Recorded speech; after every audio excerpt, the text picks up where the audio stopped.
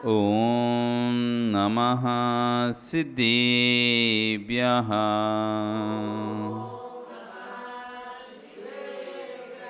ॐ नमः सिद्धेभ्यः।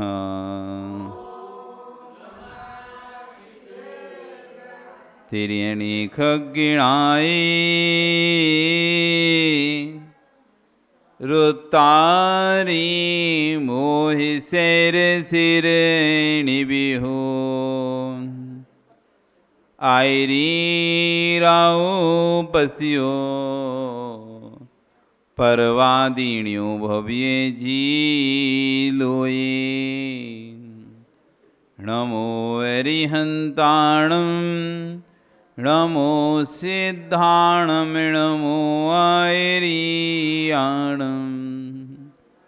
नमो वज्रायाणं नमो लोये सव्यसाहूणम्।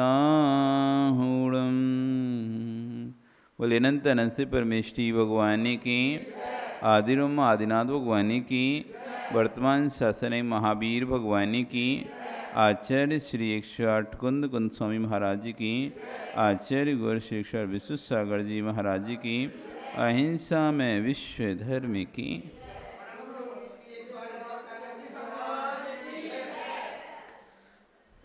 भवबंधु, वर्तमान शासन न्यायिक वर्धमान स्वामी के शासन में तीर्थंकर प्रभु की चरण निश्रा में बैठकर हम सभी जिन देशना का श्रवण कर रहे हैं, ये जिनेन्द्र वाणी मनीषियों जगत कल्याणी है। आचार्य हुनकुंद कुंदेव स्वामी महाराज ग्रंथराज रहन साण जी में श्रवण और श्रावक उभय धर्मों का व्याख्यान कर रहे हैं और आज गाथा 162 में धर्म ध्यान से ही कर्मों का क्षय होगा, इस बात पर जोर दे रहे हैं। जब तक प्रारंभिक स्टेज पर आप कदम नहीं रखोगे, आखिरी स्टेज नहीं पहुंच सकते। व्यक्ति आज जगत में लोग सीधे आत्मा की बात करना शुरू कर देते हैं। आत्मा का ध्यान करो, आत्मा की बात करो, आत्मा आत्मा आत्मा। पहले परमात्मा को जान लो, तब तो आत्मा को जानोगे। परमात्मा को जाना नहीं, परमात्मा को पहचाना नहीं, तो आत्मा को कभी नहीं जान सकते। क्योंकि उस आत्मा को बताने वाला कौन है, उस आत्मा के बारे में ज्ञान देने वाला कौन है। आत्मा शब्द से हम आत्मा का ज्ञान नहीं होगा।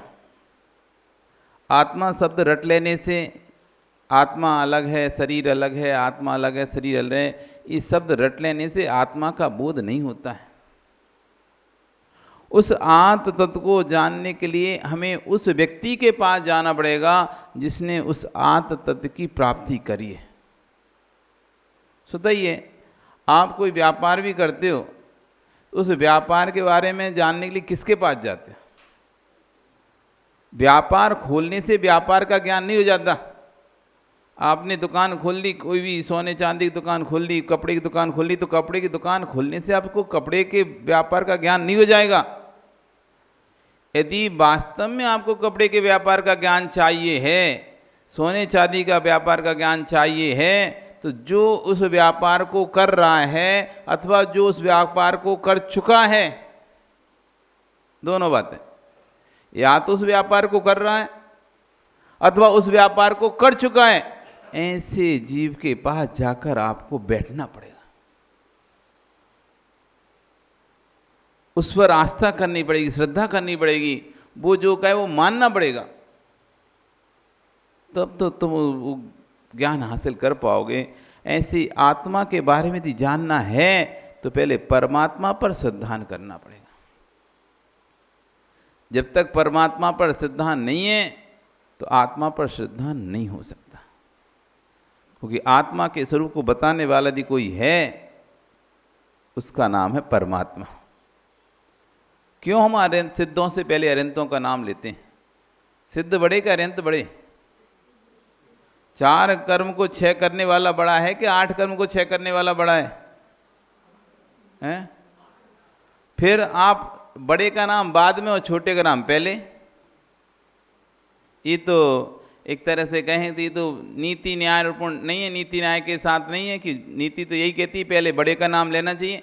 घर में भी आपको पत्र लिखते हो, किसी को निमंत्रण देते हो या कोई निमंत्रण आता है तो उसमें पहले किसका नाम लिखा होता है, छोटे का बड़े का?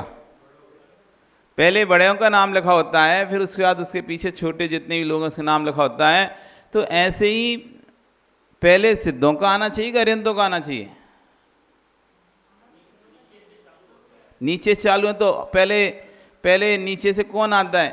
अरिहंत पहले आएंगे कि सिद्ध पहले आएंगे नीचे से?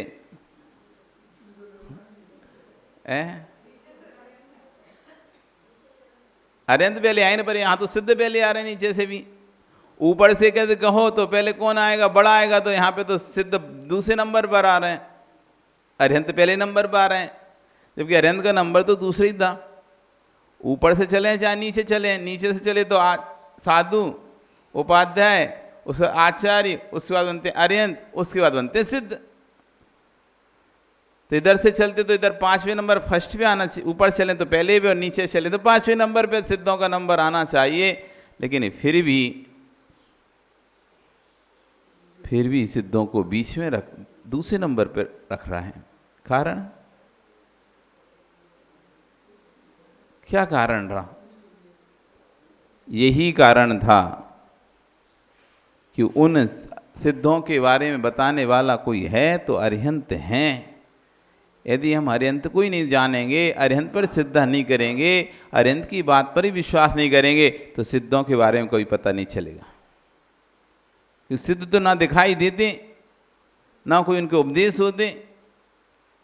सिद्धालय में अरिहंत परमेष्ठी हमको दिखाई देते हैं, अरिहंत परमेष्ठी के उपदेश होते हैं, उनकी दिव्यधुनी कीर्ति है, उस पर हम श्रद्धा रखते हैं। तब हमें पता चला कि अरिहंत के बाद भी कोई एक अवस्था है जिसका नाम है सिद्ध।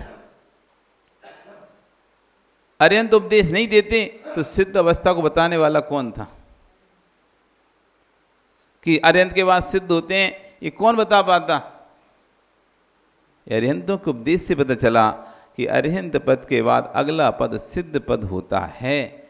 जो अरिहंत होते हैं वही आयु पूर्ण जैसी उनकी होती है तो सिद्ध पद को प्राप्त हो जाते हैं।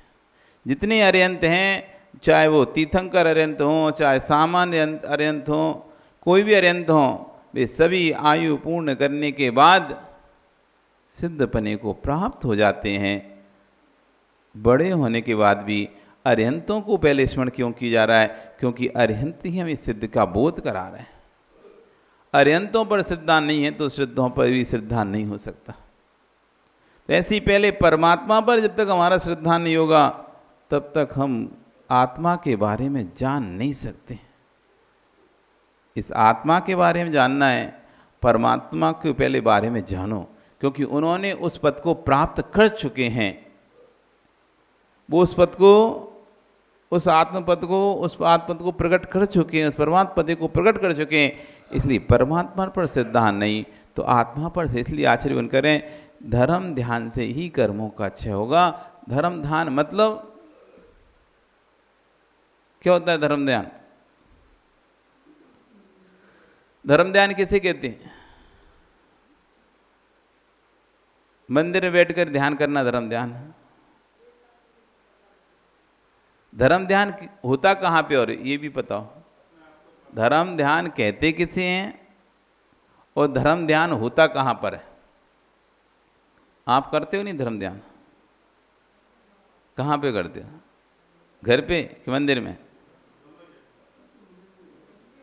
दोनों जगह करते हो। तो कैसे होता है धर्म ध्यान, बताना हमको राजीव।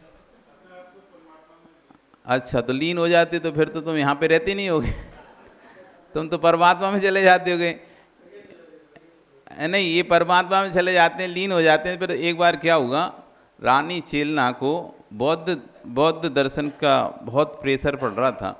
राजा सैनिक तो बौद्ध हो चुका था, लेकिन राज्य में तब भी जैन धर्म को मानने वाले अनुयायी थे, क्योंकि रानी जैन धर्म की अनुयायी थी, कट्टर थी।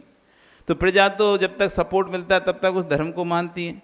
पहले राजा भी जैन धर्म का अनुयायी था, रानी भी जैन धर्म का अनुयायी थी। फिर किन्हीं कारणों से राजा ने बौद्ध धर्म स्वीकार कर लिया। बौद्ध धर्म स्वीकार करने से अब बौद्ध लोग चाहते थे कि पूरा नगर बौद्ध धर्म को स्वीकार कर ले।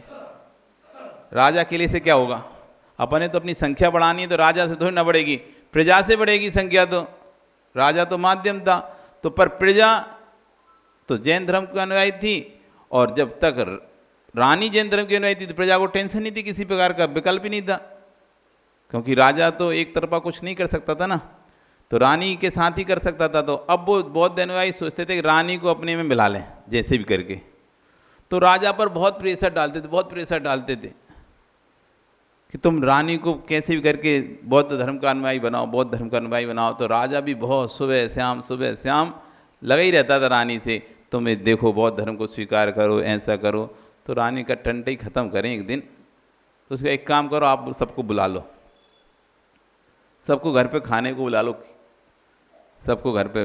अब राजा खुश, चलो उसने खबर भिजवा दी, तो उधर वो भी बौद्ध अनुयायी सब खुश, बौद्ध भिक्षु सब खुश कि चलो रानी अब तो पिघली, कितने वर्षों से लगे थे, अब भोजन पे बुलाया उसने, ठीक है सबको बुला लिया, सब बैठे उपदेश कर रहे हैं, वो लोग अपना उपदेश कर रहे हैं कि बौद्ध भिक्षु तो सर्वज्ञ होते हैं, उनको भूत भविष्य सबका रानी को समझा रहे हैं, इस तरह से अपनी तरफ मिलाने के लिए अनेक प्रकार से कि सर्वज्ञ होते हैं, सब जानते हैं तुम्हारे बारे में, सब जानते हैं, तुम पहले बौद्ध भिक्षु थी, ऐसा करके वहाँ से मरण करके तुम ये रानी बनी हो, इसलिए तुमको बौद्ध धर्म अपनाना चाहिए, इस बौद्ध भिक्षुओं को सब ज्ञान होता है, इस तरह रानी को समझा रहे हैं।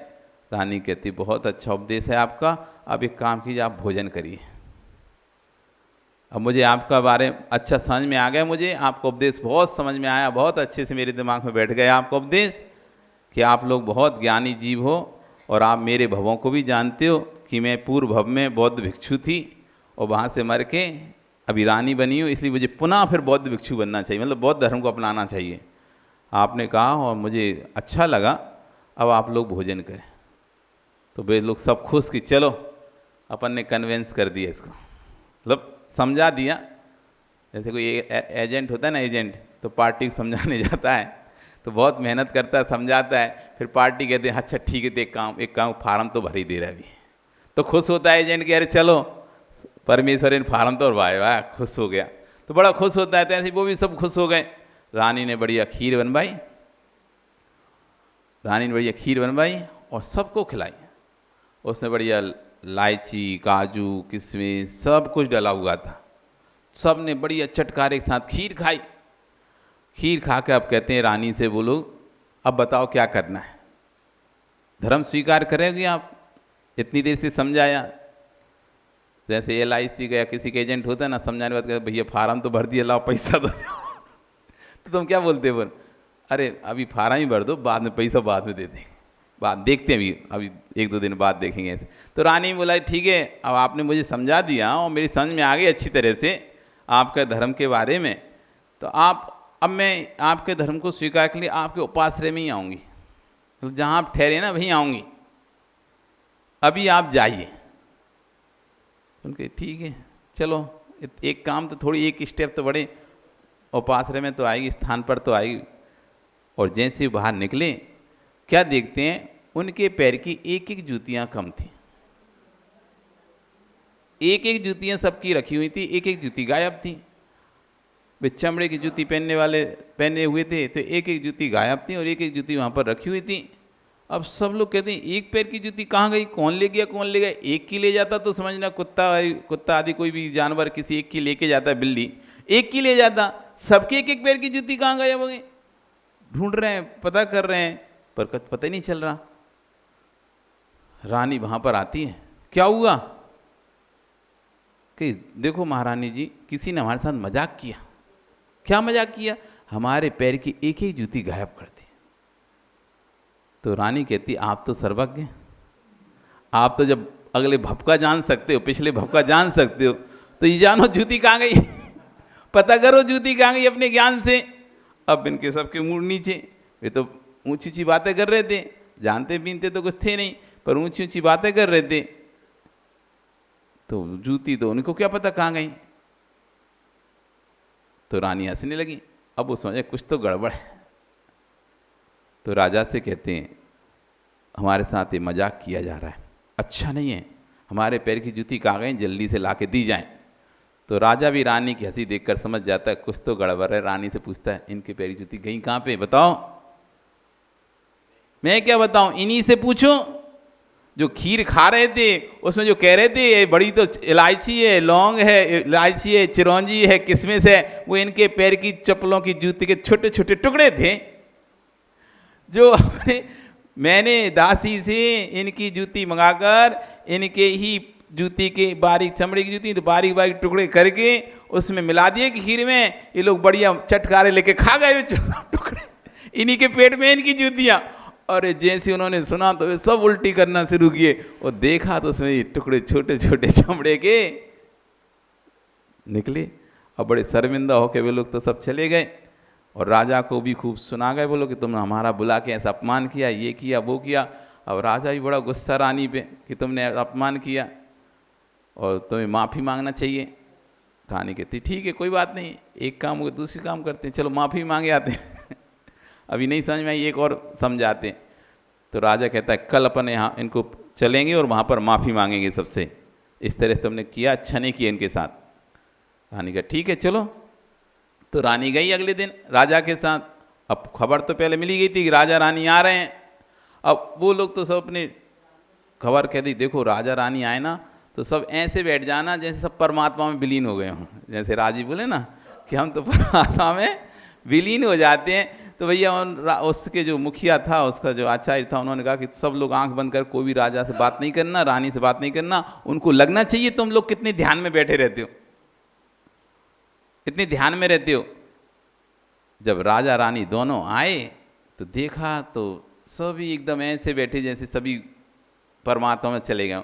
एक सेवक वहाँ था, उससे पूछा ये सब लोग कब उठेंगे, एक कब आँख कब खोलेंगे। तो उसको बोला अरे ये सब लोग तो परमात्मा के पास चले गए अब पता नहीं कब लौटेंगे। ये सभी लोग कहाँ चले गए हैं, परमात्मा के पास चले गए। इतने ध्यान से अपने परमात्मा के, इनकी आत्मा इनके शरीर को छोड़कर परमात्मा के पास जा चुकी है और वहाँ से परमात्मा से मिलन करके वापस आएगी नीचे। रानी का अच्छा। तो उसने कहा एक काम करो, जल्दी से एक लकड़ी लेके आओ, घास लेके आओ और एक तेल लेके आओ, माचिस लेके आओ। क्यों, अरे लाओ तुम जल्दी। लेके आया, जल्दी उसने जलाया और सबकी कुटिया में लगा दिया अब जैसी आग लगाई, अब आग थोड़ी देर तक तो समझ में नहीं आया, धीरे धीरे चली और जब आग भभकने लगी वे सब लोग भागने लगे उठ उठ के, नहीं उठ उठ के साथ। तो राजा बोलते तुमने क्या किया, क्यों आग लगा दी गुठरी में। अरे राजन, मैं एक आपको कहानी सुनाती हूँ।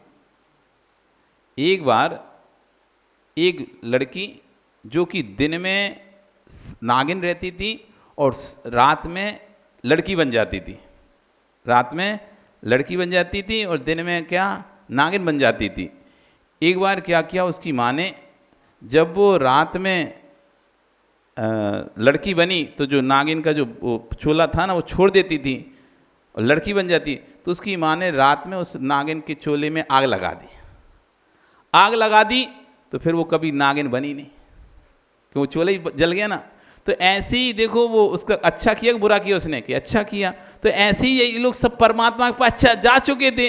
अब परमात्मा के पास जा चुके थे, ये फालतू में मेहनत तो किसके लिए कर रहे हैं, परमात्मा के पास जाने के लिए कर रहे हैं। जब ये परमात्मा के पास जा ही चुके हैं, अब वापस काय को लौट के आना, मैं इनके शरीर को जला दूंगी तो कोई लौट के ही नहीं जाएगा, सब परमात्मा के पास ही रहेंगे और राजा भी जो क्या बोले तो समझ गया। अब लोग भी समझ गए, अब पर उनको तो बहुत गुस्सा आ रहा था। तो ऐसे परमात्मा के पास हमारे धर्म ध्यान नहीं है। कोई आत्मा परमात्मा के पास नहीं जाती है। ये पागलपंती वाली बात है कि आत्मा परमात्मा में विलीन होना धर्म ध्यान है। क्या है धर्म ध्यान? आत्मा का परमात्मा में विलीन होना धर्म ध्यान है। तो क्या है धर्म ध्यान? राजी अब बताओ, तुम कहाँ जाओगे? परमात्मा में विलीन हो गए, फिर देख लो परमात्मा में चले जाओगे तो फिर नीचे आने काम ही नहीं। फिर तो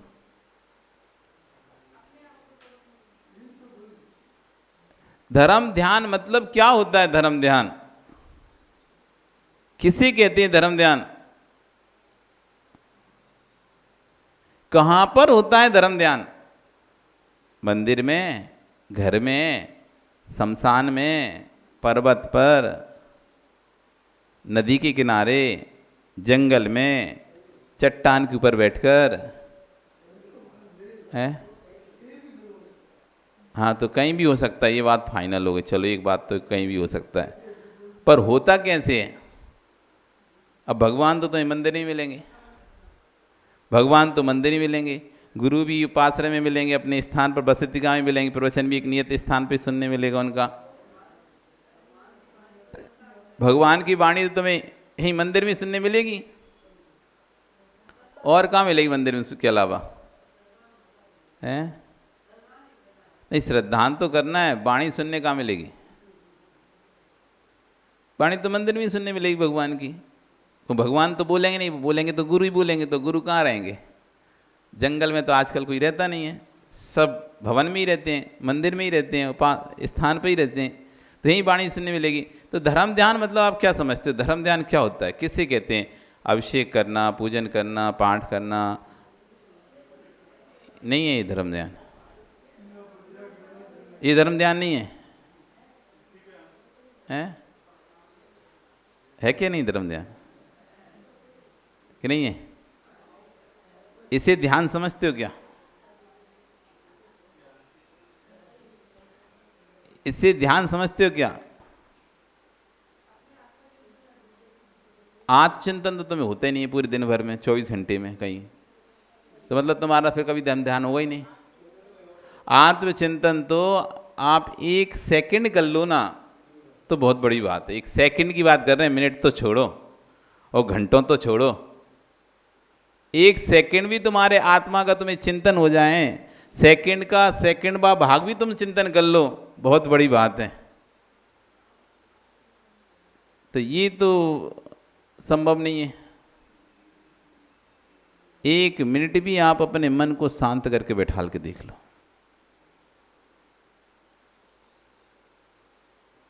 1 मिनट भी नहीं होता,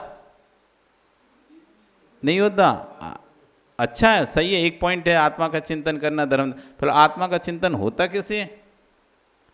क्या चिंतन करते हो आत्मा का? जो भी चिंतन कर रहे कसायिक भाव का चिंतन होगा तुम्हारा। तुमने आत्मा को जाने नहीं है तो चिंतन काय का करोगे? चिंतन तो उसका किया जाता है, अनुभव तो उसका किया लिया जाता है जिसको जाना जाता है। आपने मीठा खाया है तो मीठे के अनुभव कर सकते हो तुम, अभी नहीं भी खाए हो तो तुम स्वाद उसका आनंद ले सकते हो।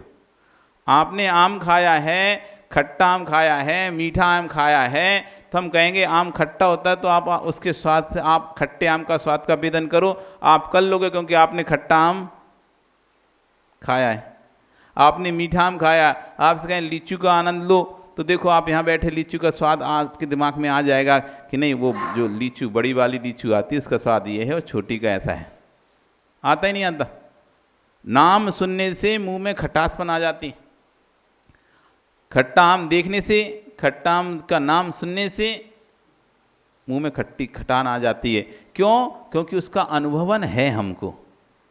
तो जो चीज अनुभवन में आई हुई है उसको तो तुम अनुभूति में ला सकते हो ध्यान के माध्यम से, लेकिन जो अनुभव में नहीं है तुम्हें,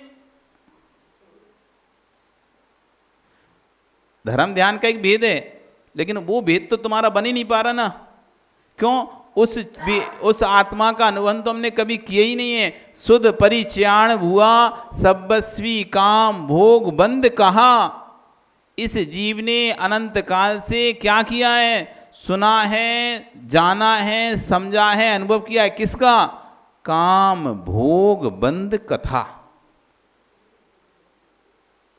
काम की कथा, भोगों की कथा, बंध की कथाओं का ही इसने सुना है, इन्हीं को ही जाना है और इन्हीं का ही अनुभवन किया है। एकत्व व्यक्त शुद्ध आत्मा का ना तो इसने जाना है, ना अनुभवन किया है, ना उसका सुना है, तो उसका अनुभूति हो कैसे? तो उसकी अनुभूति के तो धर्म ध्यान में आप ले नहीं सकते, क्योंकि आप अभी गृहस्थ श्रावक हैं और गृहस्थ श्रावक के पास तो इतना समय नहीं है कि आत्मा की अनुभूति कर सके। उसके लिए तो बहुत मेहनत करनी पड़ती है और बहुत कुछ छोड़ना पड़ता है। साधुओं के लिए कहते हैं, साधुओं के लिए, अब श्रावक तो छोड़ो, साधुओं के लिए कहा है कि 6 महीने तक एकांत में मौन रहकर एक कमरे में जो रहता है, ऐसा साधु ही आत्मा की अनुभूति कर सकता है। कब तक? 6 महीने तक किसी से कुछ ना बोल के, बस सिर्फ आहार के लिए उठे और बंद कमरा, ना देखना, ना बोलना, ना सुनना, ना किसी को देखे, ना किसी को बोले, ना किसी को सुने। ऐसा 6 महीने तक करे, तब जाकर उस आत्म अनुभूति के निकट पहुंच सकता है। आसान थोड़ी ना है, कोई हलवा पूड़ी थोड़ी ना है कि खा लो कभी भी। जिस आत्मा को कभी जाने नहीं है, उस अदृश्य को जानना है। जिसको कभी देखा ही नहीं है, उसको उसकी अनुभूति लेना है। तो जिसको जाना नहीं, जिसको देखा नहीं, उसको ढूंढना हो तुम्हें सुनील, जिसके बारे में तुमने सिर्फ सुनाई है, उसको कभी देखा नहीं है, उससे कभी मिले नहीं हो, और कह दिया जाओ स्टेशन पर उसको ढूंढ के ले आओ, राजेश को ढूंढ ले आना, वैसे तब बोल देंगे तुम स्टेशन पे जाओ राजेश को ढूंढ के लेके आओ। अब तुम किसको ढूंढोगे? ना तुम्हें उसके शक्ल का पता है, ना हुलिया का पता है, ना ड्रेसअप का पता है, ना कितना बड़ा है, आयु उम्र कुछ भी नहीं पता है तुम्हें। अब राजेश एक छोटा बच्चा भी हो सकता है, बड़ा व्यक्ति भी हो सकता है, प्रौढ़ भी हो सकता है, बुजुर्ग भी हो सकता है, कुछ भी तो हो सकता है।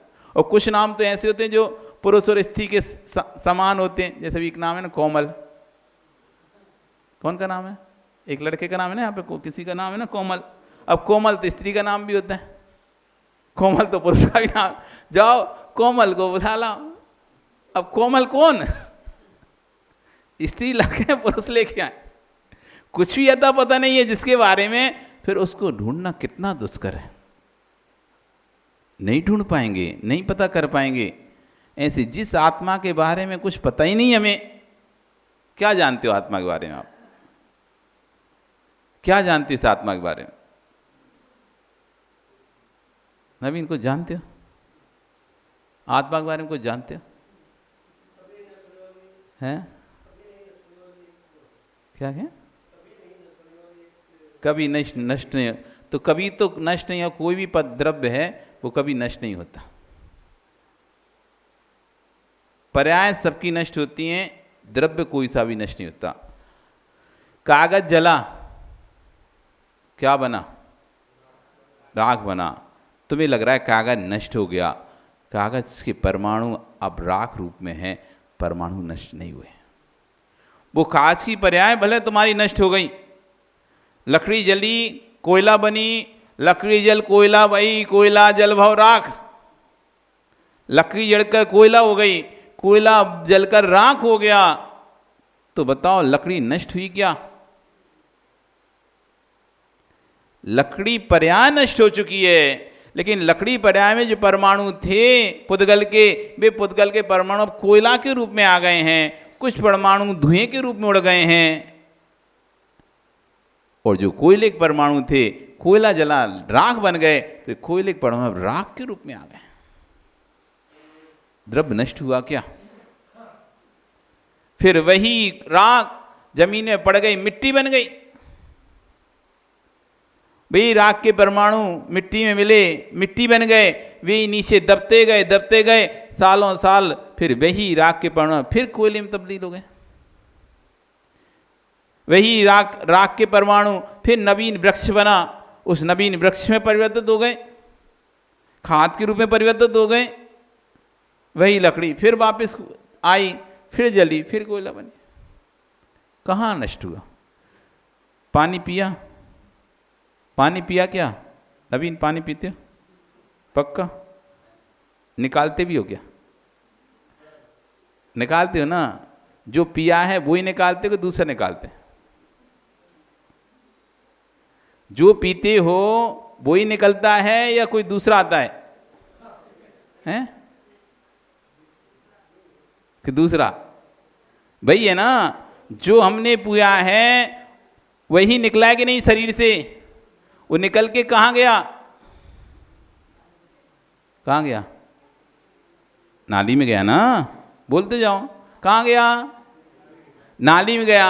नाली का पानी कहाँ गया? नाली में गया। बड़ा वाला नाला, गटर वाला नाला। बड़ा नाले का पानी किस में गया? और बड़े नाले में गया। उसका पानी किस में गया? नदी में गया। नदी का पानी किस में गया? समुद्र में गया। समुद्र का पानी किस में गया? बाष्प बना, बादल बना। बादल का पानी कहाँ गया? फिर से बरसा, फिर से नीचे गिरा, फिर से तुम्हारे गिलास में आया, फिर से तुमने पी लिया। नष्ट कहाँ हुआ? नष्ट कहाँ हुआ? जो पानी आपने पिया वो नष्ट हुआ क्या? रिसाइकिल हो गया। और वही जो पिया था उसको फिर से पी लिया तुमने। पिया, निकाला, फिर पी लिया। पी रहे कि नहीं पी रहे वो पानी? जो पानी निकाला था वो पी रहे कि नहीं पी रहे हैं? पी लिया ना। नष्ट हुआ क्या? तो नष्ट नहीं होता, जो नष्ट नहीं होता उसे आत्मा कहते हैं। तो फिर तो सभी द्रव्य जो नष्ट नहीं हो रहे वे सभी आत्मा हो जाएंगे। ये हेतु तो नहीं बैठा कि जो नष्ट नहीं होता अविनाशी है उसका नाम आत्मा है। तो नष्ट तो 6 द्रव्य नहीं होते, कोई सा भी द्रव्य नष्ट नहीं होता। द्रव्य तो शाश्वत है और वो कभी भी नष्ट नहीं होगा। नष्ट तो पर्याय होती है। नष्ट क्या होता है?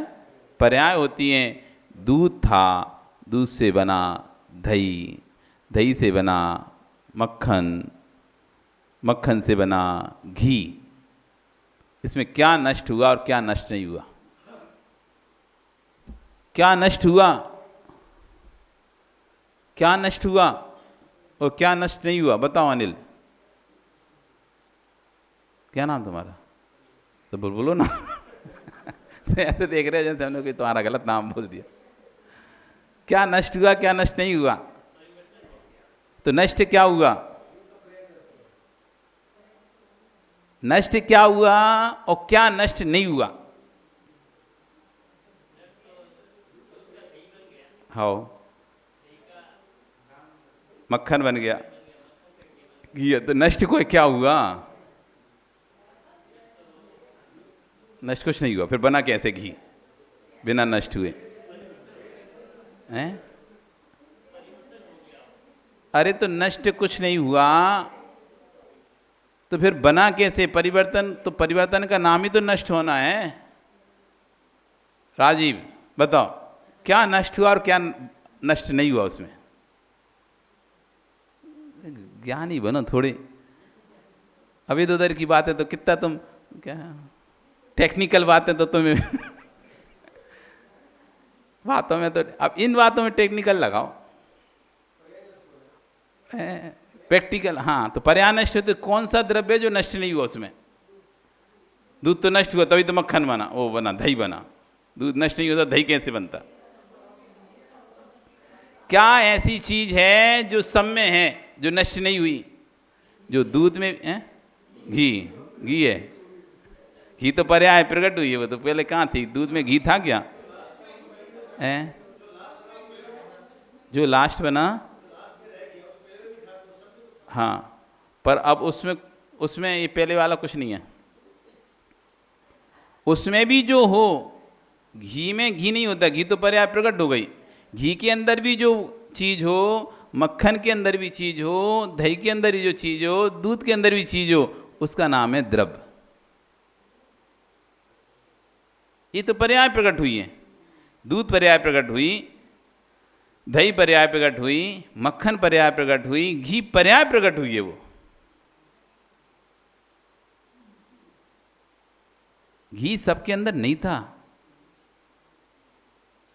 घी सबके अंदर नहीं था, घी प्रकट किया है हमने। अब बताओ ऐसा क्या था जो जिसको बोलने से, घी बोलने से दूध नहीं आएगा? आपने एक ऐसा शब्द बोलो जिसको बोलने से 5 चीजें एक साथ आ जाए।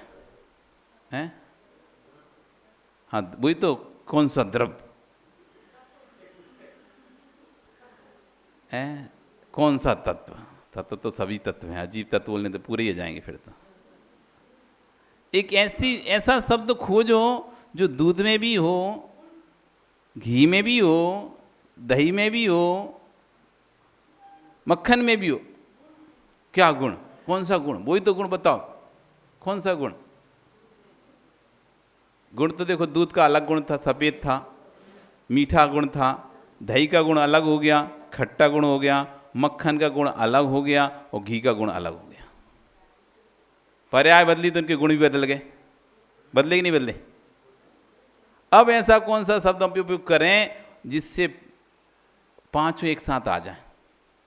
क्योंकि यदि आप दही का त्याग करोगे तो दूध का त्याग नहीं होगा, मक्खन का भी त्याग नहीं होगा, घी का भी त्याग नहीं होगा। घी का करोगे तो दूध दही का त्याग नहीं होगा, मक्खन का भी त्याग नहीं होगा। एक ऐसा शब्द बोलो जिससे सबका ही त्याग हो जाए। है? बोलो माँ, कितनी बातें करती तुम लोग यहाँ पे। ये बात करो ना, अब करो चर्चा ऐसी। ये तो चर्चाएं आती नहीं तुम लोगों को, इधर की आती, भाई क्या हो रहा, क्या बनाओ आज खाना में। ये चर्चा करा करो। तो ये चर्चा तो तुम लोग करते हैं, यही तो धर्म ध्यान नाम है। समझ रहे हो क्या है धर्म ध्यान?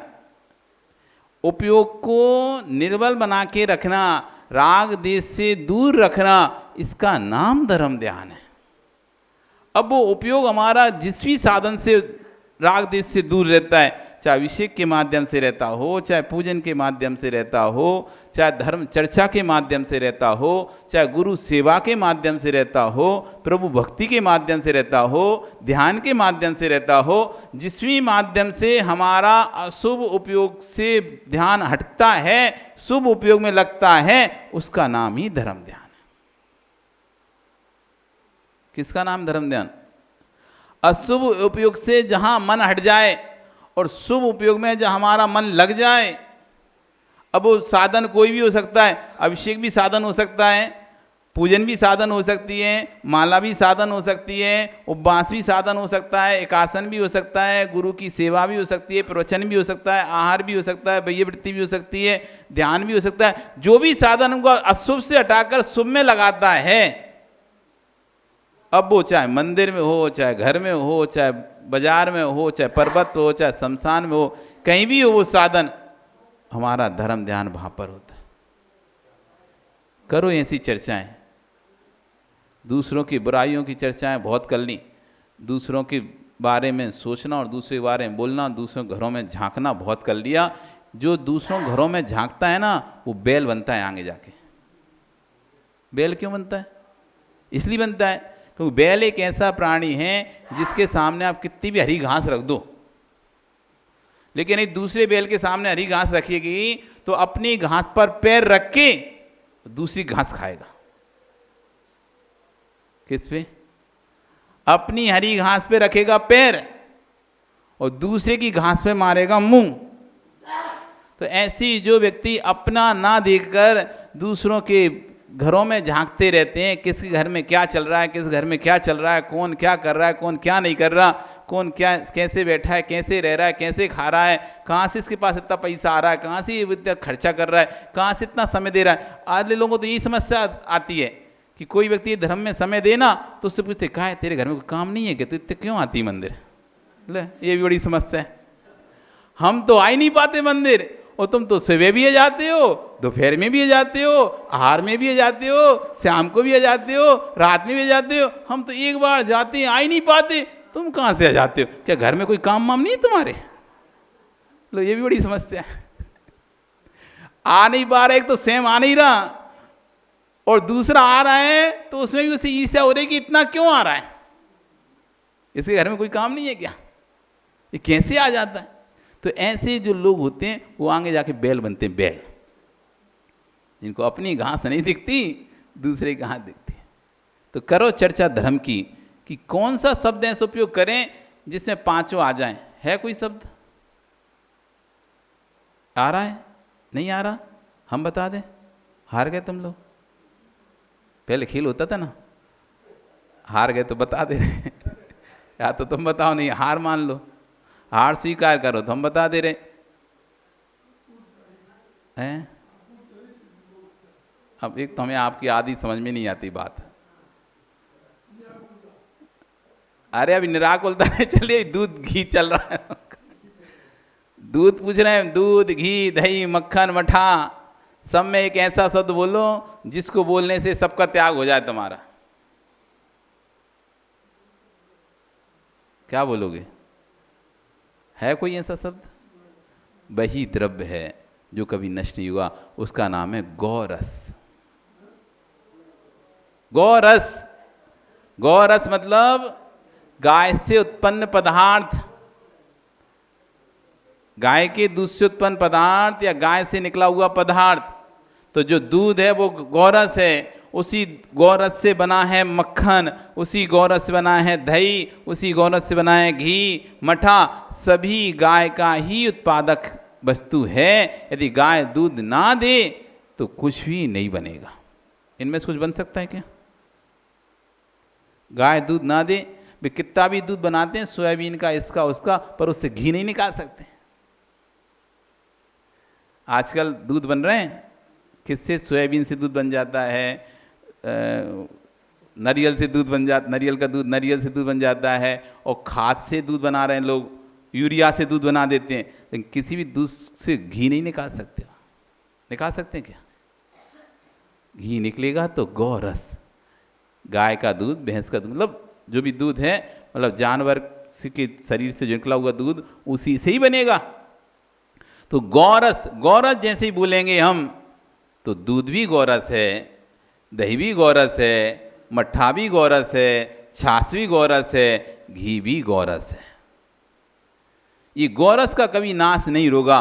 कोई भी पर्याय बदलती रहे, चाहे दूध से बदल के दही बन जाए, दही से बदल के मक्खन बन जाए, मक्खन से घी बन जाए, लेकिन गौरस सब में रहेगा। ये द्रव्य है जिसका कभी विनाश नहीं होगा। पर्याय विनाशीन है, द्रव्य अविनाशी है। आपका समय हो, कल फिर आओगे। पर्याय रही तो और चर्चा करेंगे, अभी तो शुरुआत ही नहीं करी। धर्म ध्यान से कर्मों का क्षय होता है, इस बात पर चर्चा करेंगे। बोली भगवान महावीर स्वामी की।